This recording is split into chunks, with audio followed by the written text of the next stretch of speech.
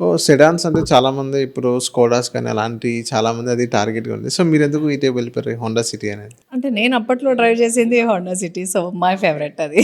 Okay. అందుకని. So, అంతే.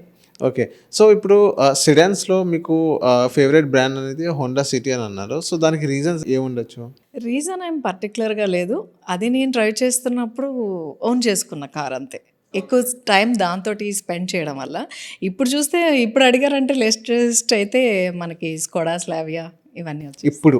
ఇప్పుడైతే అవన్నీ ఇష్టపడతాను. ఓకే. ఓకే. అంటే ఈవీస్‌లో మీకేమి ఇష్టం? సెడాన్స్‌లో అంటే ఈవీ?